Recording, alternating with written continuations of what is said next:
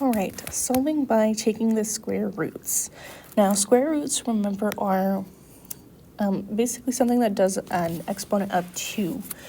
So we are thinking what times itself can get us to the number under our radical symbol.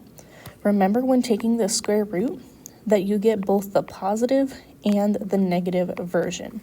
So the square root of 49 is positive 7 and negative 7. And we use this or show this by using this plus or minus symbol to help show that it's positive and negative as our answer. So we actually have 2 answers.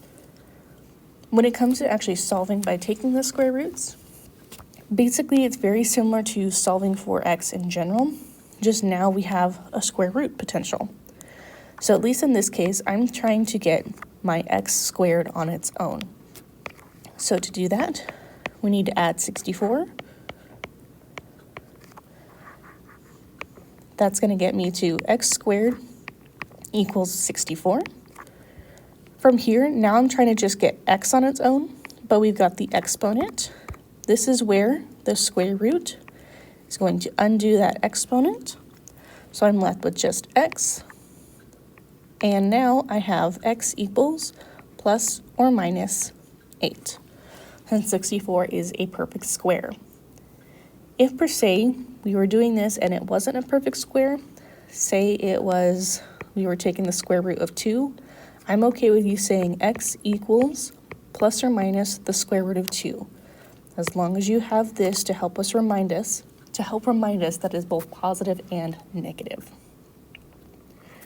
When you get to something like this one we don't necessarily have just an x squared on its own, but we do have it in a section. There's my x itself that I'm trying to get on its own. So for now, I'm going to try to get this whole thing on its own, so I can focus on that. So I'm first going to start by subtracting 11.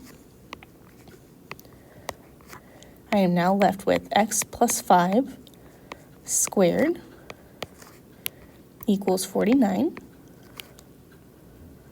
Now I can take the square root to undo that exponent because that's the next thing as I'm working from the outward into my x. Those two cancel each other out, so we're left with just x plus 5 equals plus or minus the square root of 7, this plus or minus 7, which was the square root of 49. Now to get x on its own, I need to subtract 5 from both sides. So I'm going to get x equals negative 5 plus or minus 7. Now this actually goes into 2 different equations. We get negative 5 plus 7 and negative 5 minus 7. Now we can go ahead and go through this to find our final solutions. Negative 5 plus 7 is 2.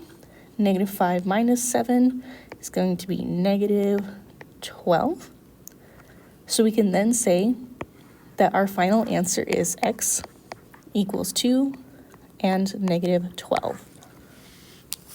So when you're going through, make sure that you do this operation to both the positive version and the negative version as well.